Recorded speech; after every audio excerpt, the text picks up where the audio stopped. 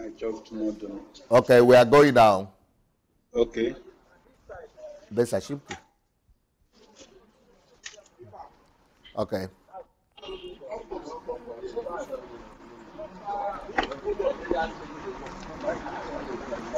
Давайте сделайте его, мьютируйте его пока. Mute его. Mute.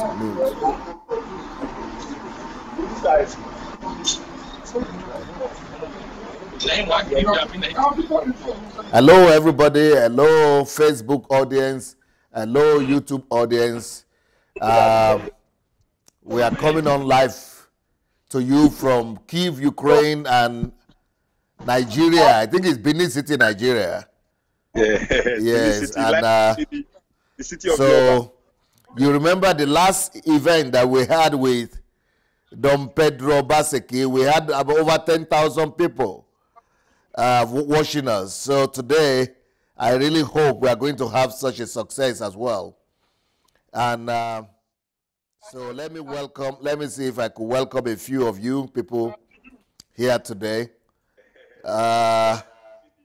Okay, Mercy George, Excel, Noga, Plutonic, Otaluka. Welcome, everybody. Welcome. Please go and welcome your friends. Go and share the message. Go and share the message with your friends, with your family members, and go share, and tag your friends and family. We have the man himself at home today.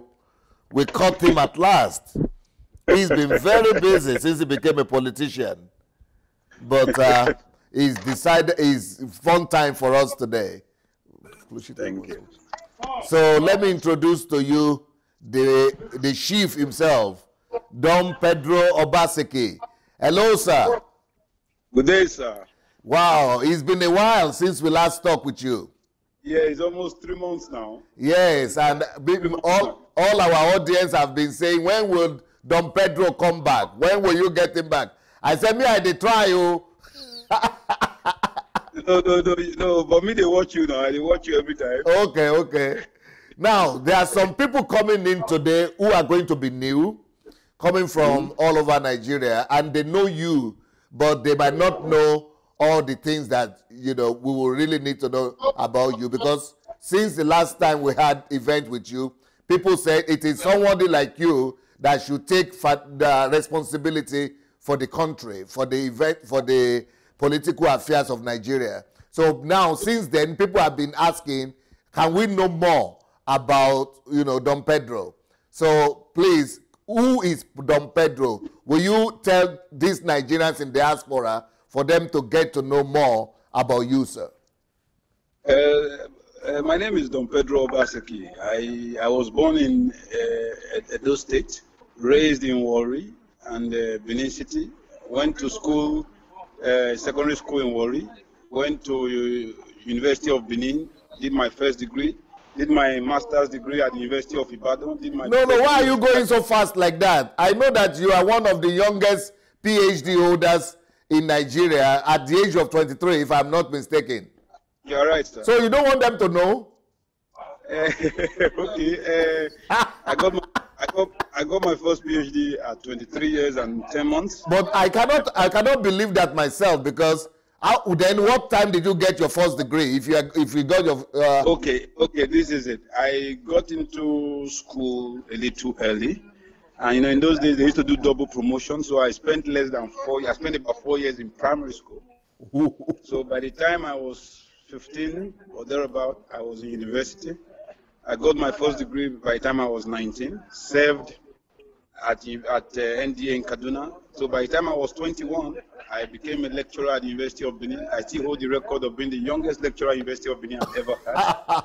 And I made a first class and immediately started my PhD. I did that in the University of Ibadan, and that's it. So finally, what was your? Let me ask you a question.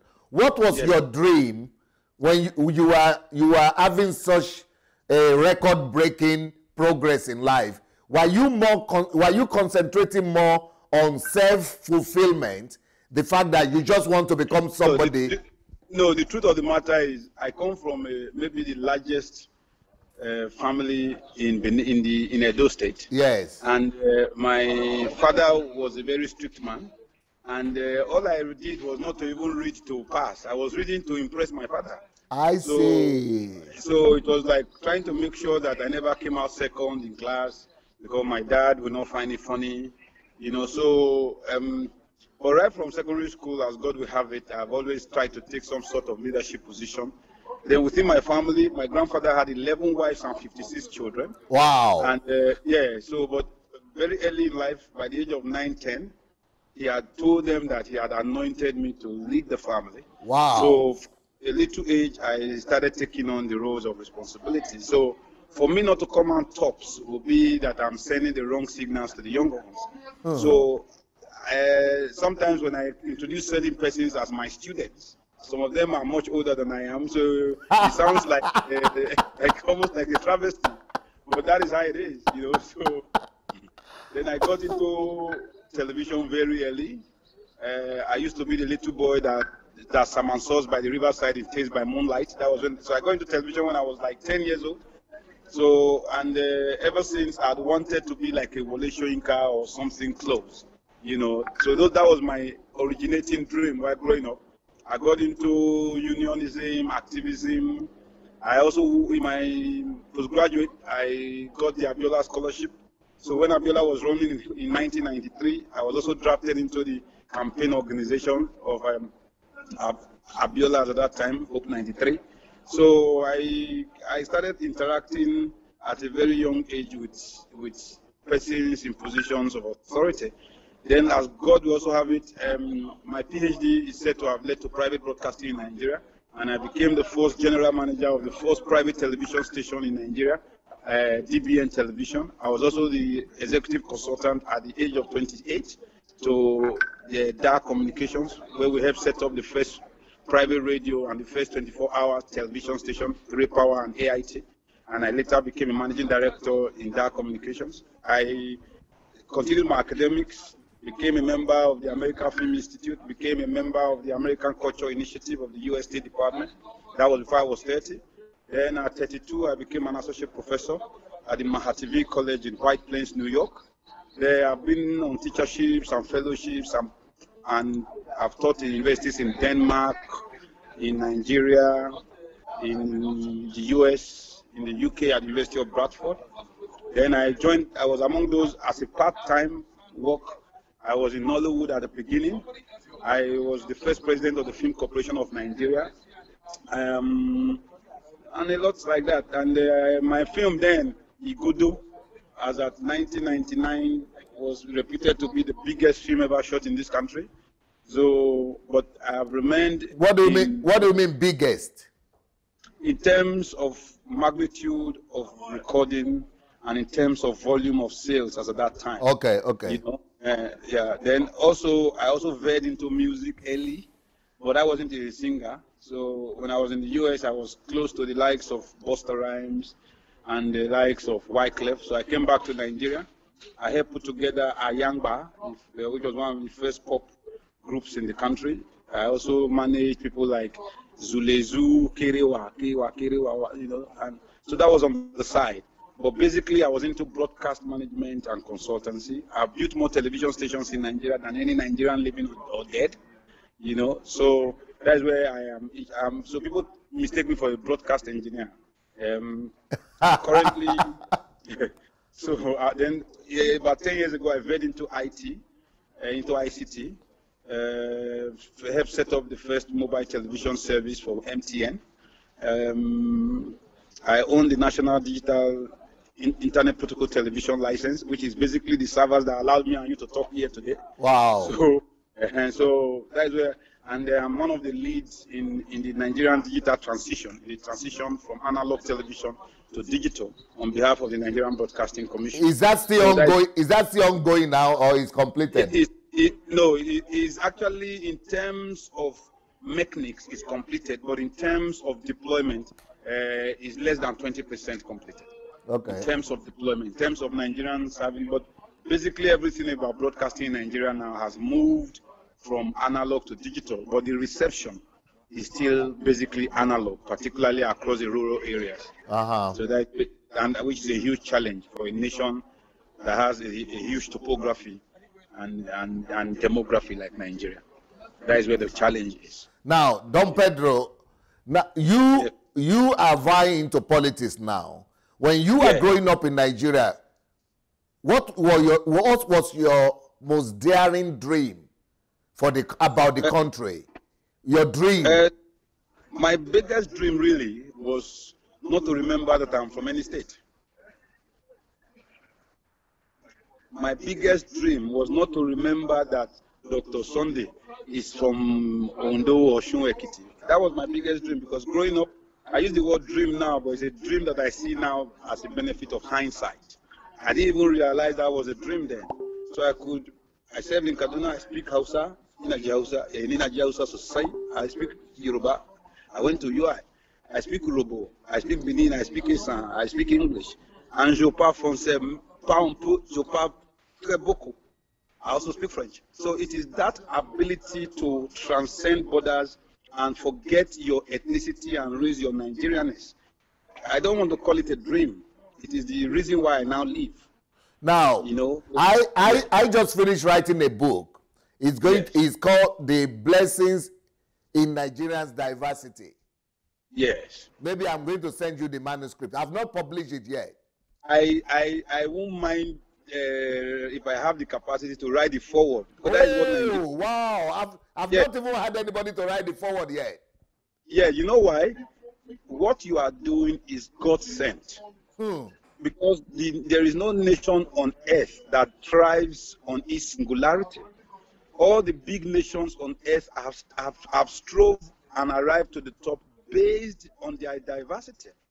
Look at the sheer ethnic diversity of a nation like the United States. Let's even forget the States. Look at India. Yeah. People think Indian is just the same. No, they are not.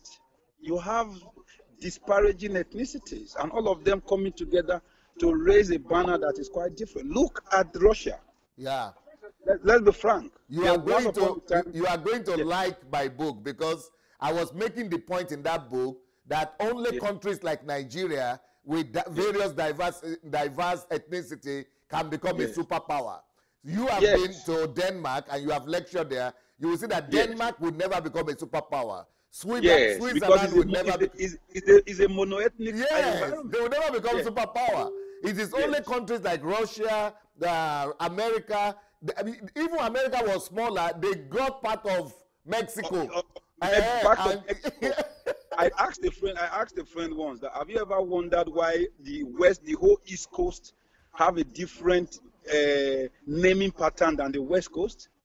The whole East Coast was once upon a time known as New England. Yeah. That's why the names there are New York, New Jersey, based from Jersey. But if you go to the West Coast, you see California. All of them were Spanish. Los Angeles, City of Angels, San Francisco, St. Francis. So it is everybody over there in California were cities that were owned by the Spanish army and settlers.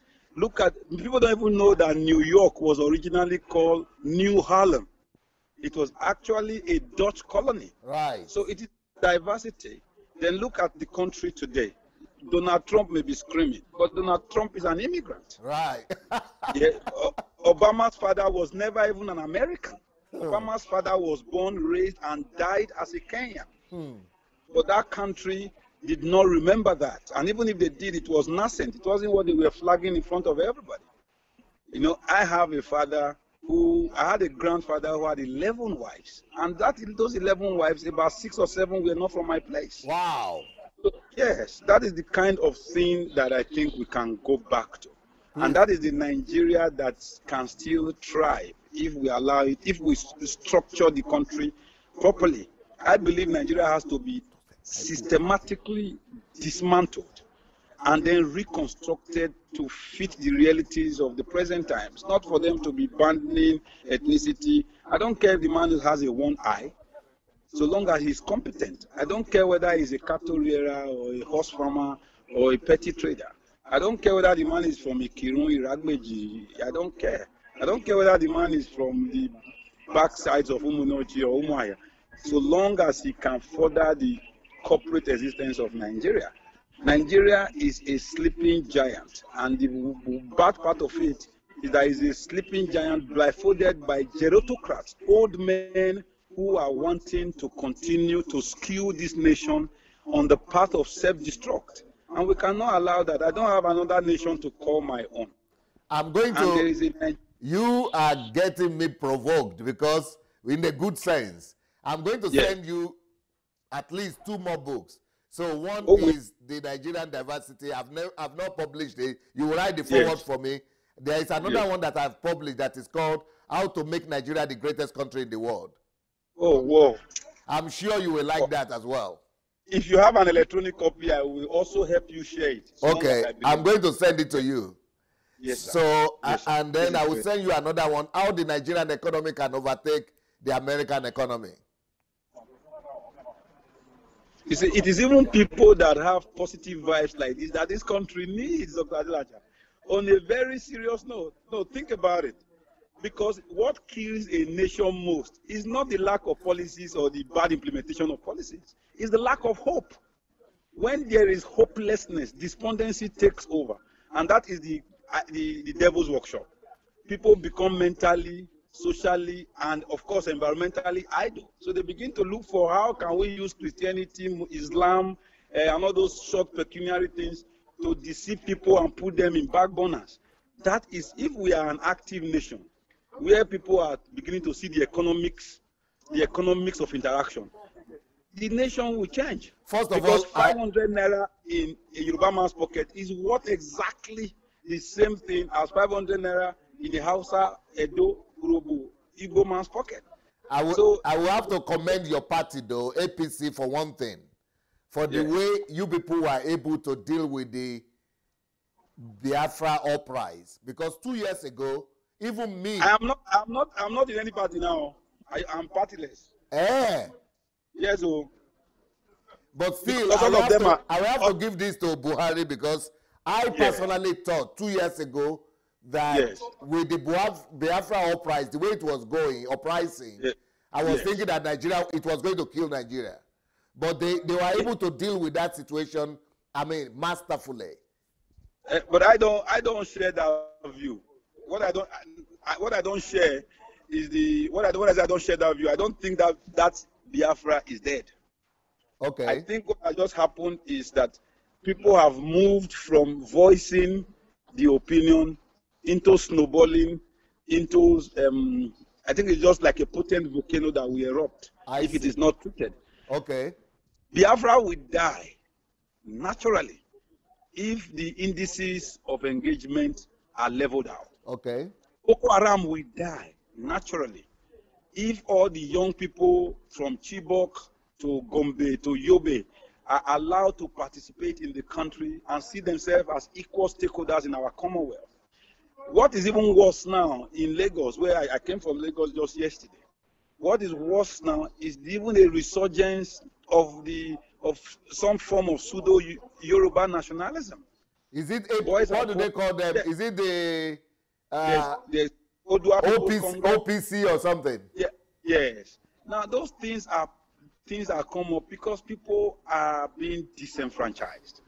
The worst people will be my own people because we'll be caught between. We have Oduduwa on our left, we have Biafra in our right, and we have Arewa on top. So the Midwest people of Edo and Delta, we are caught in a culture, political, and economic flux, and we fight for the unity of this country. Now, you are thinking... any other thing will not pay us. Oh, Don Pedro, I think you are thinking about political restructuring, right? Yes. But I don't think that restructuring is our problem. I think that the problem is restructuring of the wealth. I think if we resolve our economic challenges and our country, the standard of living becomes, like a middle class economy, that all those problems will fall off. I agree with you, but unfortunately, economics don't work if the political environment is not provided. The political environment is the enabling environment for proper economics. Okay. Let me give you one example. Okay. Now, in 1960 at independence, there was a very simple revenue allocation formula. And that was very, very simple. It was called the 50-30-20. The 50-30-20 said all the states or all the regions, Eastern region, Western region, Northern region, and the Midwestern region, you keep 50% of the total accruing revenue from that state.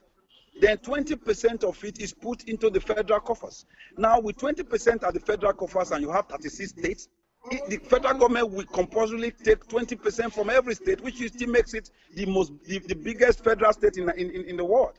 Why another 30% is put in a pool? That pool is now shared pro rata according to the representation and population and demography of each of the federating units. At that point, roads are not created in Edo State. Please don't hold the federal government. Hold the Edo State government. At that point, roads are not created in Gombe. At that point, the economic indices will alter. At that point, the federal government does not become a behemoth. It's a unitary system we are operating. So when you have a political restructuring ab initio, what just becomes the attendant consequence or fallout of the political restructuring is economic federalism. So when there is financial or economic federalism, which is based ultimately on a political federalism, everything just pans out. There is nothing that says all the states must be rich at the same time, at the same way, on the same pace. If not, California will not be the 5th largest economy in the world, in a country that also has Arizona, and in a country that has a small island nation like the Rhode Island. Yeah, but the difference between Nigeria and America is that in America, nobody is going to the federal government for allocation. Yes, why they are not going to the federal government for allocation is because the economic arrangement in the federal structure is simple. What the government takes taxes from are simple. They must be cross-border economic activities. That is where they will collect from. So I'm not expecting to be arrested in the streets of New York by a federal police. The federal police is abnormal. It's an aberration in a federation. Okay, now let me give you an example. I have never been to a place called Iyalaikom. Iyalaikom is in the south-south, but Iyalaikom in the south-south is actually 3 kilometers away from Cameroon and 25 kilometers away from Benue State. So I'm in Benin. Armed robbery happens in Benin, and you import somebody from Iyalaikom to come and police Benin. It is stupid. When I'm in New York, there is the state police. The state police takes care of traffic offenses. Then the New York City police takes care of all other visceral forms of crime outside of federal offenses. Federal offenses are understandable: kidnapping, understandable arson, understandable treason. But why should you be looking for a petty thief in Iyamo, in Iyanomo, in Ologbo, and you are bringing somebody who has absolutely no cultural, historical, antecedental attachment to the place? And in his arrest in Edo State or in Bende State in the 1980s is a very simple pointer to that fact. The police commissioner in Edo State was shot at Ring Road with his nose removed until they brought a Benin man who understood the state, understood the people. That was when Anini was caught. So this is a very simple thing. Federalism is an all-embracing, all-encompassing paradigm. And until Nigeria agrees to make that paradigm shift, which will be of seismic proportions, this country is a joke. We are a badly structured nation, and you cannot start by reverse osmosis. But this country will become a greater nation if our leaders just stop telling themselves lies, if they will transcend from being misleaders to leaders, if they will move from being a siren crazy dictatorship gagged in Agbada and move into a people-oriented. Government is a service. A cousin of mine told me yesterday, government is a service. So if you don't have that service, that social responsibility, a responsibility to the citizens, please don't go into government. But in Nigeria, government is the citadel, is the watershed for never-do-wells. So if you make a first class, you will go and work in Shell. The man who makes a second class will go and work in the bank. The man who makes a third class or makes a pass or did not go to school at all joins politics. And so the guy now makes all the laws that all of you who made first class will be forced to follow. So Nigeria is like a country with the head at the tail and the tail at the head. So we cannot change that. Now, our people are not taken care of.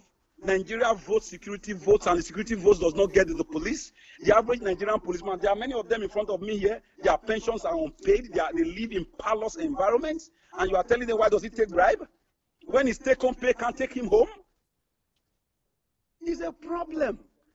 Our biggest problem is our federal system. That is the only kind of federal system anywhere on planet Earth.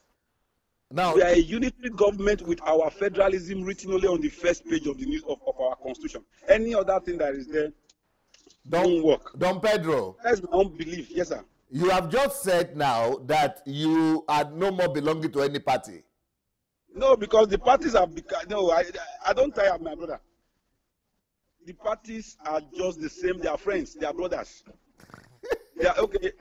During the time Abacha was running for government, the great Bola Ige described the 5 parties as the 5 fingers of a leprous hand. So you think these ones they are the same hand? They are just two. So when Saraki is tired of PDP, he moves into APC. So are they? So when the other man is tired of APC, he moves back into PDP. So there are no ideological divides for me to know, oh, this party is socialist leaning, oh, this party is a conservative party, oh, this party, they believe in welfareism, oh, this party wants to give free education. Awolowo was very clear. Obafemi Awolowo had his 4 cardinal program. Even the MPN then that we did not like, people from my side did not like, had their green revolution. We had parties with policies and policies attached to parties. Now, the president of the Federal Republic of Nigeria, I joined to write the APC manifesto. And he tells us now that he did not read the manifesto. Wow. So he ran for office without a manifesto.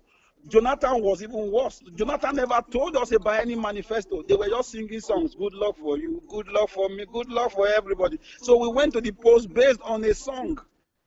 Now, but I know that you are even having a greater crisis, I suppose, because without a party, how will you be able to bring to pass your, political ambitions and? No, right now, you see, sometimes we put the cart before the horse. Okay. Somebody wants to run for office for the sake of running for office. Then when he gets there, he will begin to discern what to do when he gets into office. That is wrong.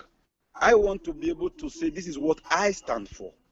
All right. And then I will now look for the political party that can help deliver that dream, that vision, so that it becomes a collective mission for everybody. The problem we have in Nigeria today, Dr. Sunday, is an existential one. Existential in the sense that, one, our religious bodies put our people down, our governments put our people down, our people put themselves down. They sell themselves for the next 1,000 naira because that is what they can get. So they sell their future for a paltry spoon of porridge. That must change. So Nigeria and Nigerians, like you are helping now, it's a pity that maybe many of those I would have loved to be talking to may not have internet access. Yeah. But you have already started a narrative in Nigeria. You are not even aware. You as a person, you have started a narrative. And then the wireless have helped to disseminate and dispense such narratives. You sent a video to me once upon a time, and I shared it, and the thing has caused a problem in my street. I'm talking about Psalm 41, verse 1 to 3. Yes. That says if you pay your tithe and you fall ill, the Lord will visit you even on your sick bed. But I sent it to all my friends who are in his church. And when I send it to them, I will now munch the real Psalm 41, verse 1 to 3, that says clearly that if you remember the poor. So now, Karl Marx, ironically, was once upon a time very popular in the country you now live. He says religion is the opium, the opiate of the masses. Yeah. It is worse than tramadol, it's worse than codeine, it's worse than cocaine, it's worse than smoking igbo, because it takes over the innermost being of the man or of the human. Our women and their men are now dysfunctional. Women now listen to their pastors at midnight instead of listening to their husbands. So you are creating schisms even in the smallest microcosm of society. So we have to expose those people, whether they are imams or whether they are pastors or general overseers, overseeing other people's bank accounts to those people's detriment and to their own personal self-interest. Jesus Christ rode on a donkey into Jerusalem. He did not ride on a horse or on a chariot.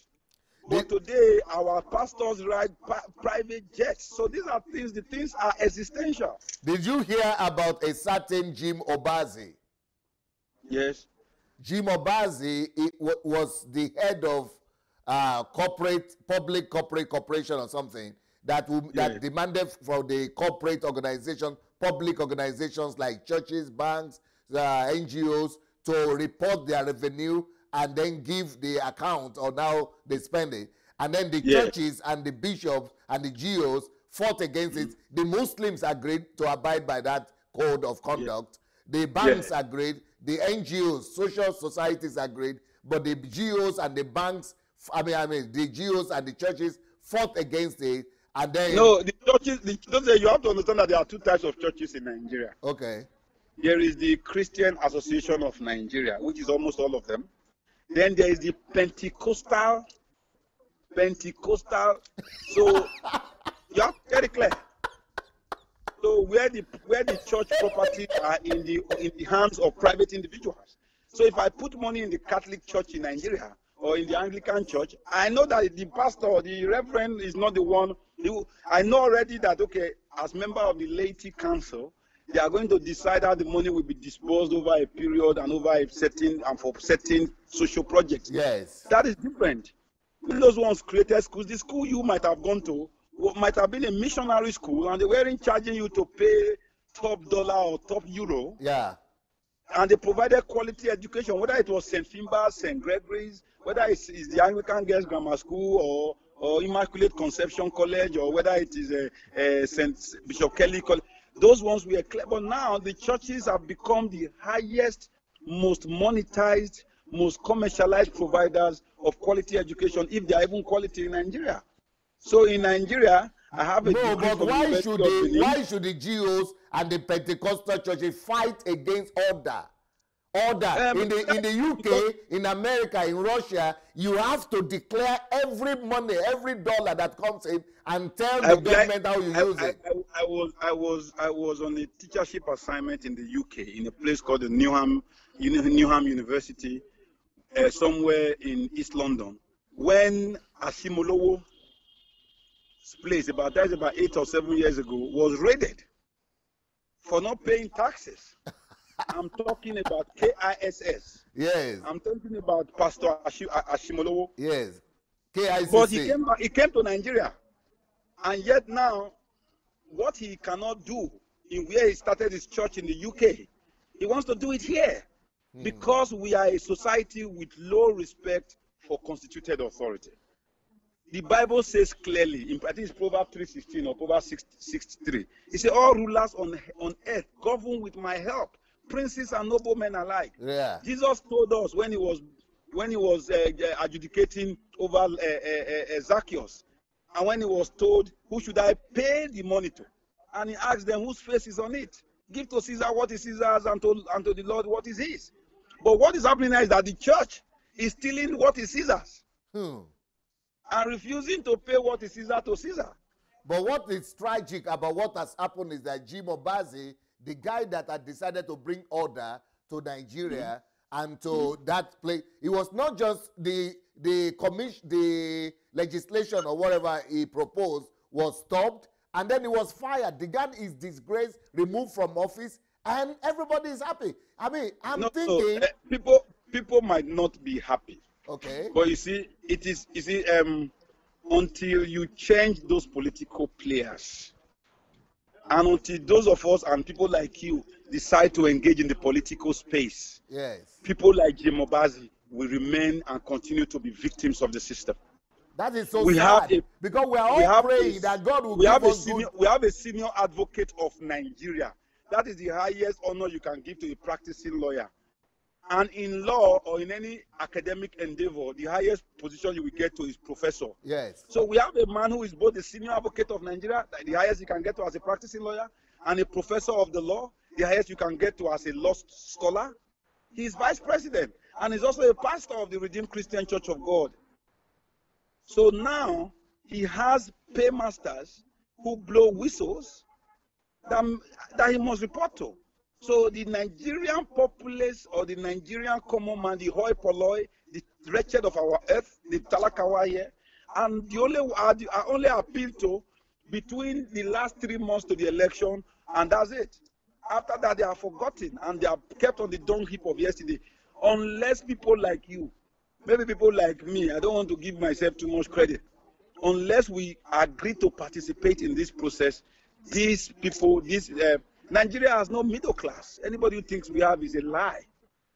Nigeria has the upwardly mobile, continuously aristocratic, undismantleable elite who were presidents 40 years ago and are still presidents now, coupled with their children and their serfs and servants, and then kept by a set of motopark democratic brigands. Yes, Nigeria practices a motopark democracy. So you promote the worst amongst us who now rules the best and the rest of us. So now people like that, when they come out to fight, they will find ways to pin them down. And Pedro has no institutions or instruments of office. The instruments and institutions of our democracy are in the wrong hands. The judiciary is made up of people like Justice Abang. Nigeria is a nation on its knees. Nigeria needs critical, crucial intervention. But I am not looking for a biblical intervention. It must be an intervention of minds who will not tell themselves lies again behind the sanctuary of their locked doors. Yeah. It is based on the intervention of people or Nigerians in the diaspora. They are so critical, they made Buhari president. Yeah. So that is the truth. And because those of you abroad, you have a collective role to play. You are the singularly most important single block in this country, particularly in the southern part of the country, because you have hangers-on, brothers, sisters who depend on you. So as they depend on you, you become their opinion molders, because they have to wait for you to use Western Union or use MoneyGram, yeah, or use whatever every month.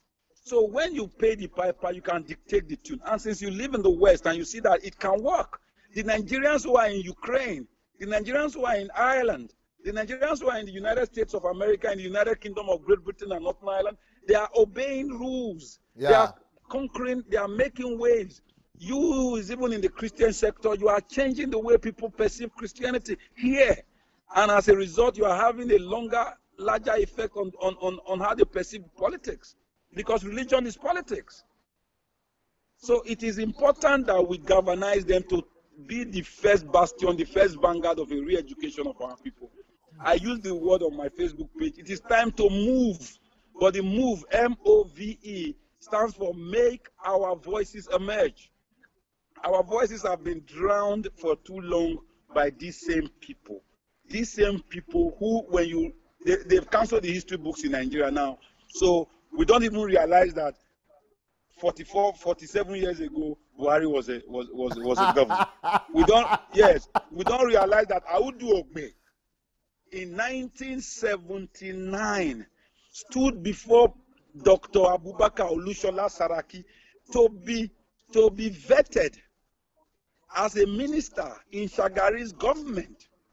And today, or 2 years ago, 3 years ago, he stood before Olushola Saraki's son, Dr. Bukola Saraki, to be vetted again. So Nigeria has been in a standstill for 40 years. That paucity must be dismantled. That paucity must be changed. That narrative must be altered. If not, we are a race with short memories, a race thinking we are moving, but we are just in motion in one place. It's just so much gra-gra. But, but I could congratulate you for something. You mentioned a few while ago tramadol. Yes. But it was you that I first noticed that started the campaign against tramadol. And yes, it's like you won the victory. I mean, you won that battle because the government sided with you, and now that has been prohibited. But the way you did that, is it not possible to be able to take on every major problem like that and get massive support? We have decided to start a new group we call Wake Up Nigeria. Okay. So I'm trying to get, because I'm trying to get friends who have like minds for us to create a campus awareness program. I will just move from Uniben to UI, from UI to IFE, because that is where those who we hope will repair this nation are being trained. So that I engage them in something that looks like a town hall meeting, an interactive session. Go with 1 or 2 persons. If we are going to talk about the effects of drug abuse, go into the stress of the effects of mindless cross-Sahara, cross-Mediterranean migration. We talk about it. We go to those communities where women are still not given the room to decide on what to do when they get pregnant. We go to those places where in Imo State, in some areas of the southeast, children are being encouraged to give birth to kids, and then the kids are taken away from them. Some of them are forced to do horrible abortions. We go to areas where women are put down, where girl child education is an anomaly. Those things must change, and those things will help change the individual. Go do little voters education. Once I get to certain parts of government, I told INEC once I wanted to do this. They made sure they never got in touch with me again. Because what I'm going to do is going to change the paradigm. It's going to change the perception quotient. And I told myself, once I say public office, I want to run for president.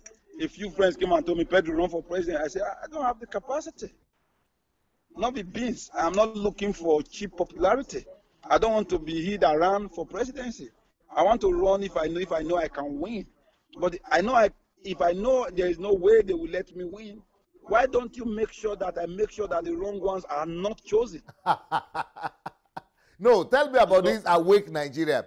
Because Wake up Nigeria. Will you agree with me though that you people did a good job with this tramadol and drug something to got the attention of the government? Yes, sir. So I had to after that broadcast, I had to physically call a few of them in government who happen to be friends. And I said, sir, if you don't do something now, I will go and look for money and I will make paid announcements in newspapers and television. And I will use your name that I spoke with the Director General. I spoke with the Minister of State and he has refused to do something. That's what I did. So maybe what really worked was backdoor blackmail. I see. Rather than because they don't care. They don't really care about us. Okay, talking about presidency, of course, you are not trying to run this next election. You are talking of future. If God says yes, we will. Okay, but now also, even now, I've heard about 4 or 5 names of young, not too young to rule or whatever they call it. Yes, not too young to run. Not too young to run. So many young people who are actually running right now, trying to. What do you think about them? Because some of them are making a good noise. Some of them are. In fact, one of them happens to be one of my mentees. His name is Professor Chris Wokobia. Another one is a friend of mine, and his name is Showore of Sahara Reporters. In fact, I had a meeting with him just 4 days ago. Now, what they are doing is so nice. I don't care if they win. That is not the point. But we must show capacity. And the fact that they are making this noise, they need support. Because one of them, somebody called me and said, sir, can you please support Showore? He's just a young guy in his early 50s. And he's 27 or 30 years younger than Buhari. And I told him, my friend, I'm not going to support Showore or Wokobia because of their age. I'm going to support them because they are not making history. Muritala Mohammed became president at 37 Wow. in this country. He died at 38. Obasanjo was 39. Buhari was 41. The worst one, Yakubu Gowon, was 28. Wow. He even was a bachelor when he was head of state. Gowon married Victoria in 1968 as a president. He was a bachelor. Wow. Now, when you look at the entire things in Nigeria, in my state, there's a man he's late now. He was brigadier or former colonel or later brigadier general Osagbovo Ogbemudia. Ogbemudia became our governor in 1967 at the age of 30-something, 36 or 30-something, 36 or 37. But everything in Edo and Delta today that still makes sense. University of Benin, Ogbe Stadium, Ring Road, Delta State University, Abraka, all were started by this man. So for you to have vision, you have to be young or younger. Nigeria says that at the age of 60, you must retire, from a small office where you have 10 or 20 people, because you no longer have the regenerating capacity to handle the vagaries of office at 60, which makes sense. Now, but don't you think that what these our young people are doing is becoming counterproductive, because everybody is pulling the blanket to themselves, and there are 4, 5, or 6 of them, and when they all come together, No, there are more than 10. At least I know. I from off the cuff, I know Mogalu. I know Fela Durotoye. I know I know Showore. I know Chris Wokobia. I know Victor High. At least I know the other young Buhari boy. I know about 6 already, and I know there are others. Oh, sorry. My very good friend, calm young guy, Dr. Alista Shoyode, the from England, yes, of Ben TV. Yeah, you get my point. And his own is just, he has one major advantage. He speaks Hausa, he speaks Yoruba, he speaks Igbo fluently. Wow. Yes. So these are. But the thing is, I've told those who speak to me, don't be the broomstick. When you are the broomstick, you will be snapped easily. If all of you come together and pull yourself and straw yourself, if you bind together, all your visceral broomsticks will turn into a broom, and it becomes more difficult for you to be broken. So if all of them can find a way, I even offer 2 of them to be the one who will convoke a coming together of all of them. Then you adopt a platform and all of you sing one song, not disparaging, discordant harmonies. At the end of the day, you will just be also ran, and nobody will realize. You will just be also ran, and that is it. So the import you would have made coming together as one huge force, you would have dissipated it being little strikes. That is what we face. But you see, human beings by nature, Shakespeare said, loneliness is young, ambitious ladder. So, yes, so people by nature are ambitious, but they must be able to see the limitations of their ambition and be able to see the larger goal. If you see yourself as like you are a critical part of a larger goal, you don't even realize it.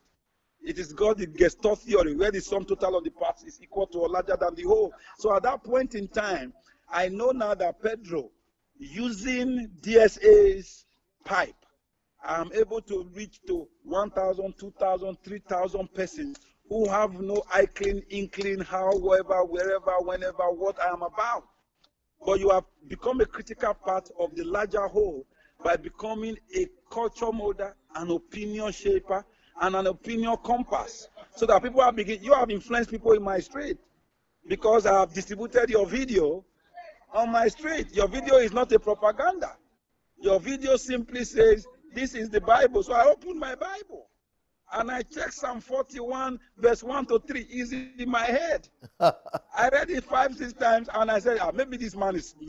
And I looked at the King James Version, New King James Version, Revised Standard Version. I read New American Edition. I said, I even told my friend, give me Jehovah's Witness on. Make I see what's in there. And I realized this is, you are pointed, this is a scam. So anybody who goes to that church today that sees that video, he might be going to the church out of social obligation, but he knows inside of his mind, in the deep recesses of his soul, that he is worshiping at a venue that is that of a Pharisee. Right. That is the truth. So you have done your part. So when they hear and they don't listen, the Bible says clearly that our people perish for lack of knowledge. You have given them knowledge. If you, in that knowledge that you've given them, they are still willing to perish, then they are the ones who have signed their own death, their own spiritual death warrants. Now, Obaseki is a very big name in Edo State. Your brother is the governor. Before, Yeah, a lot of... He's a security aide just left me now. The soldiers, the policemen I was talking about are security aides. Now, I'm actually inside the compound. I mean, the family compound. Oh, your people were criticizing him when he just came in, but now of late, I'm reading a lot of good comments about him that, you know, he's making a lot of good moves. People started trusting him and seeing the change. What do you think about that? You know, every situation in life, people always fear the unknown. So there's always the propensity for them to want to attack even without being patient enough to find out. Like I keep telling everybody who cares to talk about it, I said, look, wait for 2020 so that we can totally assess his scorecard. So for anybody to be jumping to conclusions over where but Obaseki has not done this, but Obaseki has, I told them, no. You are running faster than the racetrack. He is barely 2 years in office. So, and he cannot undo or redo in one fell swoop all that have been piled over time. The governor he took over from was a very active, aggressive, gregarious governor, but he was a failure. Yeah. I'm telling you from people here, Edo State today is inundated. Today, at least I can tell you between last Friday and now, at least 20 to 15 houses have been destroyed by the stormwater project that he started 8 years ago and didn't complete. Wow. And yet the state took 30 billion from the stock market and from the banks to do that. So Godwin has a monumental task in his hands. He has to manage public opinion well. He has to manage his perception quotient and perception issues well. Then before even tackling the monumental decay on ground. That is the truth. But he does not have the same perpetual verve to cut positive media like Adams Oshomole. Oshomole, we want you to see, even if behind the facade will be rotting vegetables. So, yeah, that is the truth. All the schools on the highways, he covered them with red roofs. But anyone that is not on the highway, sorry. You know, so those things are key. Pensioners are not paid. So, but he is doing, because he's an economic manager. Yeah. So he has to see it quite differently from the normal average. Just, I told a friend once, politics is too important to leave in the hands of politicians. Yeah, but personally, I have been impressed by Governor Obaseki because just living in the diaspora, the Edo people have been one of the top spoilers of Nigerian name right now. And apart from the drug pushers from the east. But he has signed an agreement, and a legislation to stop to make it illegal to send prostitutes to Europe from Edo State. I mean, the problem was there through all these years. Nobody did anything about it. And he just came in less than 2 years or 3 years, and he's doing something about it. He's gone to Italy to talk to resolve the problem about Nigerian immigrants coming through Libya. I mean, I see the guy trying to change the narrative. No, that is it. I said that's what I said. I didn't want to. I'm not commenting on him. I'm commenting on those who were criticizing him before. My reply to you was based on those who used to criticize him. Now, for those who are in Italy, let me tell you what even went to a larger extent. The Oba of Benin had to call all the leaders of all the communities, and in the public place, because in our place, I won't lie to you, we are traditional people. If you tell me to swear by the Bible, I can swear to you and lie. But if you tell the Benin man to swear by the gods of the land, especially that of the Oba, he will not lie. So a curse was placed on all those women who took people. Many of them we found out were women. Then Governor Bazeki now sent a legislation to the State House of Assembly to make it criminal. So if you are indicted at all for being involved in any form of illicit trafficking in our people, you not only face the music, you face criminal proceedings, but not stopping there. It is believed that if you are caught doing that, the entire Benin people, we ostracize. Use it in we ostracize you. Wow. Because the Oba has said so. So it wasn't a private display. It was a public display, you know, of monumental proportions, and all of us are in and for it. But this Oba, this Oba must be very resolute, oh. No, you know why? This Oba, luckily for us, we have an Oba who is not just a trained diplomat. He's the longest serving Nigerian ambassador ever. Not stopping there, he grew up as a young man, as a director of the NNPC state, of the NNPC, whatever. He sat on the boards of the NNPC. He was the Nigerian ambassador to Spain, the Nigerian ambassador to Italy, the Nigerian ambassador to Denmark, Sweden, and Norway. So he's been there since the 90s. So he understands. I'm sure he would have had first-hand interactions when he was ambassador to Italy. Okay. And I'm very sure he would not have found it funny. I see. So his stake in it is high. For him, it is a stain he must remove. If he cannot remove it, it is a primary cardinal program for him. You know, so, and we are very happy about it. You know, the governor also traveled. He lived in the US, he lived in Nigeria, he travels. So you know what it is when you come down from the plane and you are beginning to try to explain why some of your people are in the streets in Torino, yeah, or they are on the streets in Milano. You know, it's crazy. But I think that outside of that, there must be a harnessing of those who are already out. There must be a re-education, a reorientation of them. Because I also know that many of them, when they spend 5, 6, 7, 8 years over there, they no longer do that. They now morph from being prostitutes into prostitute providers. No, you get my point? Yeah. Where the slave becomes master, pimps, and wants to play master over new slaves. They become pimps. They become pimps. They become cross-continental pimps. That's what it is. Now, let me ask you, Don Pedro, you are very passionate about youth, Nigerian youth. Why? Because the future, a nation that overlooks its youth is a nation bonded. It's an Abiku nation. We are just going to look like all those small gummies, those egbere, Bojuode, looking for how to make progress by carrying a mat and hiding it under our armpit. No, it can't work.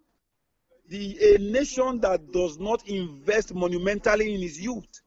Human capital development is more important than infrastructural development, because a man who is developed as a human capital, as a human resource, we create the wealth that can build infrastructure. So the youth of Nigeria, yeah, I grew up in a Nigeria where the youth had some promise. I grew up in a Nigeria where you were also a student then. Yeah. Where we were using 50 kobo for 1 meal. Where I had a feeling that one day, God will bless me, I will have car loan. I can go to the US to study. I will do my master's in the UK. I will do this and do that. But today, the youth, if you cannot sing and be Wizkid, Davido, Fino, P Squared, Two-Face, there's no future for you. We have a Nigeria where if you win the best mathematics student, my daughter was the best mathematics student in Nigeria at the GSS level, and they gave her 3 cartons of cowbell milk and 50,000 naira for being the best mathematician in a nation of 198 million people. When the mobile phones we are using is based on algorithms. Now a kid will win a reality show where he will be the best person that decides to take off his clothes in front of cameras under the watchful eyes of maybe 20 million viewers, and he gets 50 million naira. So you now ask yourself, why am I going through all these rigors of school? So there must be a proper re-education. There is no better education than that for the boy. That the man who gets, that if he is able to acquire wealth either illegally, either by sheer good luck, he will be able to hire 100 mathematicians. He doesn't have to go to school. But I tell them, please, let us harness this country. We are the greatest people of black extraction. If Dr. Sunday Adelaja walks into a place 20 years ago, he is thinking of how to harness the best things in the place and then add value to it and make it suitable for him. Every Nigerian who is somebody walks into somewhere and occupies space. Is what God has given us. It's the American thing. A Nigerian does not walk into where other Africans are and feel lesser than them. We feel greater than them. Yeah. It's American. So why don't our government touch on that positiveness that is in the Nigerian DNA and use it to create a greater nation for our people? Look at Hollywood and Nollywood. Nollywood has more or less, whether their films are good or whether they are bad, they have engaged in a cultural colonization of the African mindset. Mm-hmm. The Nigerian music, same thing. 2 days ago, BBC was doing a documentary on Wizkid and his collaboration with Drake. Nigerian footballers are doing well, whether they are in Dynamo Kiev, whether they are in CSK Moscow, whether they are in the Premiership, Iheanacho, whether they are doing well, like the old ones before them did well. So the only positive vibes that is moving Nigeria forward is the youth element of the country. So when you walk into somewhere, you are in Ghana, they are using P-Square music to sell Ghana medicine. They are using Davido in streets in New York. BBC is playing Wizkid. What is that? Those are young people. Yet the rulers of the nation are gerontocrats, old men in their 70s and 80s who will not let go what they kept their hands on 40 years ago.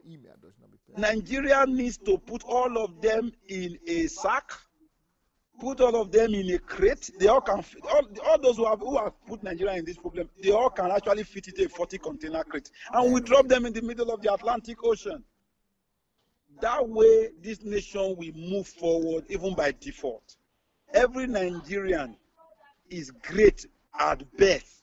It is whether the compass that is drawn for him to navigate his way through life is good or evil.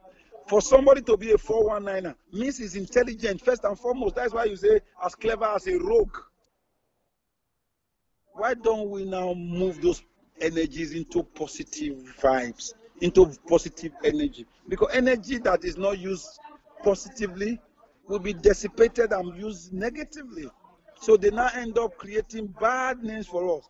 You go to Malaysia, Nigerians of Igbo extraction are in jail all over the Far East. It's annoying. If you go to the UK, those ones you will find, or even in New York, it's Yorubas. Yeah. You go to mainland Europe, it's Benin, Edo, Delta people. Why? These people are people who are rebelling because the society that gave birth to them has not given them a social net, a social security net. When those things are there, it is easier for people to engage and will not be thinking of idle things and become the devil's workshop. That is how I see it. Yeah, if the Nigerian situation is properly structured, politically, economically, socially? Where we will not remember that Adelaja is Yoruba and Pedro is Edo? Where we will see our Nigerianness more, just like the American will not care whether you are Alaskan, New Yorker. In America, a woman grew up somewhere else, becomes first lady in Arkansas, and then moves to New York and becomes senator for the state of New York. Nigerians are born in New York, and then they are running for office. Meanwhile, a Nigerian who is of Yoruba extraction that is born in the East cannot run for local government council in the East, and the East one cannot run for local government council in the North. It is crazy. We must let them know that our Nigerianness surpasses our mundane, lower level ethnicity. It surpasses our paradigms of how we engaged in religion. It doesn't matter whether you are Hausa or Yoruba or Igbo, Christian, Muslim or pagan. If we put our heads together, we'll be able to create a greater Nigeria that will further the best for the greater good. That is how I say it.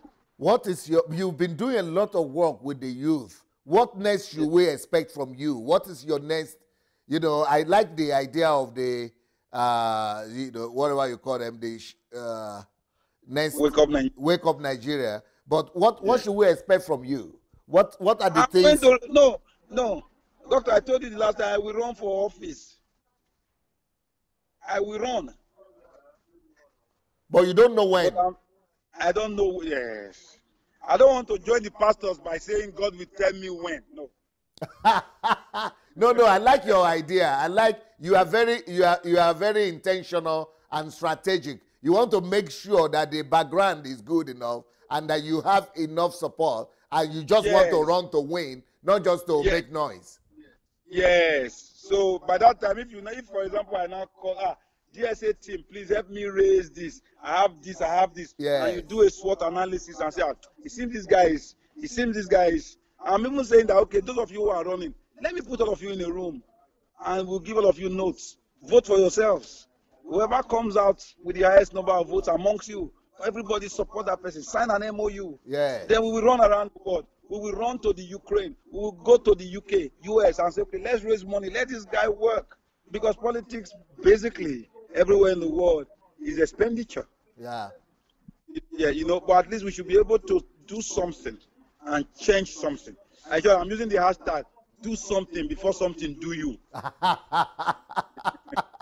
I am going to support you for sure, because what is the news? What is what is going on with your idea with television station? I think you wanted to start television station or radio station. Yes. I had a little cash flow problem, but we are starting by the grace of God. By the grace of God. The television one is starting by the grace of God on the 10th of June. That is, I have less than 11 days to go. How is it going to be looking like? Is it coming from Lagos or Abuja? It's actually coming from Lagos, but you will be able to see it online from the Ukraine. I will send you a link. Do you know how is it going to be called? It is Wawo TV. Wawo. As in Wawo. Yeah. Wawo. Come and see. Yeah. So I told somebody that an Edo man is using a Yoruba word to go to show you that I'm cosmopolitan. Wow. Because I looked at all the come and see in all the languages. The Yoruba one sounded smarter and sweeter. Wow. Yahoo. Wawo. Yeah. So Wawo TV. Yeah. Wawo. Yes, Wawo. But what I'm actually saying is Wawo, but I call it Wawo TV. I will send you I don't have your WhatsApp number. I will have sent you one of the adverts. Yeah, you can send it to my staff, to the lady that has become. I'll send it to her. Yes. And then yes. And also, so with what you are doing, how do you get Nigerians to see you beyond the movie industry? Because most people I speak to about you, they are only seeing you as the TV entertainment person rather than a national political person. You see, when I started long ago, I keep telling them, when they say, the filmmaker, I have not made a film in almost 15 years or so. You know, but that is when I came into national prominence in my early 30s and late 20s, I was a filmmaker. I was one of those who started it. So many of them remember that, you know, but that was then. But ever since then, I've been into broadcast management and consultancy. I've been building TV stations. Yeah, what happened? You've been active with AIT, right? Yeah, I was the managing director with that communication. What happened to them after you left? It's like they have gone to comatose somehow. You know, I cannot call a place that they say a child does not call the cradle that gave birth to him a pigsty. You get my point? They are not doing well. So what is the reason for that? I think that the political situation has affected the station, the network, because it's not a station. AIT has 32 television stations across Nigeria and 33 radio stations. So, but many still follow it. I used to be on the board of the company. I left the board in 2013. So I don't want to comment on a place where I made a living and on a place I helped put together. That's good. I left in 2013. So I beg I plead the Fifth Amendment. It's just so sad that they started very well, dynamically. And they were doing better than channels at the time, even before channels. I would say that channels and AIT are not on the same level. Channels is just a 2-3 television. Okay, see, you have to understand this. Channels you see channels in the US, you see channels. AIT got to all those places far before everybody. Yes. And AIT in Nigeria, many Nigerians might not share that view, except you are in Lagos, Abuja, Benin, or Port Harcourt. Those are the places channels are. Okay. So, but if you go to Kara Namuda, you go to Borno, Meduguri, you go to all those places, AIT is still their champion. Because you have an AIT in Sokoto, AIT in Gombe, AIT in Jos, AIT in so AIT has a large AIT spread is only surpassed by NTA, which is government. So AIT is basically the largest television network that is privately owned. But you know, you also want to understand that political patronage and political adversity can affect such situations. Right now, whether we like it or not, my party, when I was in the APC, I don't want to say my party, we openly courted channels.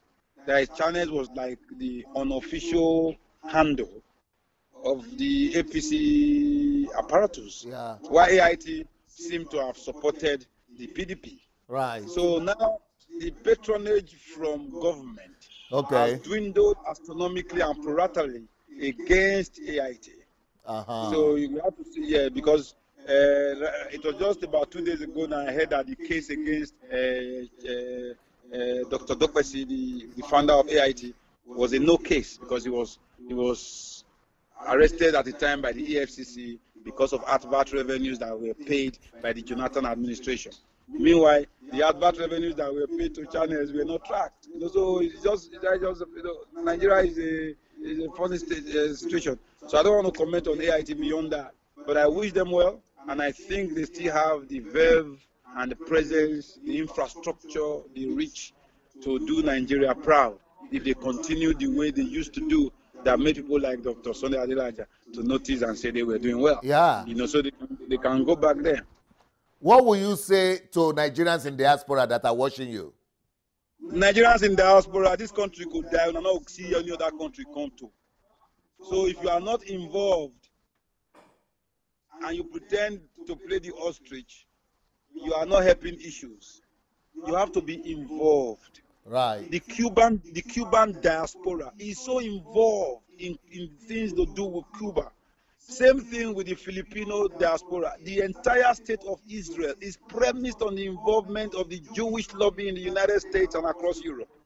The Nigerian diaspora has a critical, first-hand, crucial existential role to play in the forward and upward movement of Nigeria as a nation. I beg you to just not only send money for Western Union, try to imbibe your people with the things that you know will positively move Nigeria forward. As the Igbos will say, Ọ̀gániru Nigeria, aka inkodi. The forward Ilosiwaju Nigeria is in the hands more of those in the diaspora. That is the truth. Well, you know, a lot of them are writing very good comments about you. They respect you so much, and they are saying you are the type of person they want to lead, they want to see lead Nigeria. I don't have the money to run for office. I don't tell you. I tell you the truth. But Nigerians are sending 30 billion home.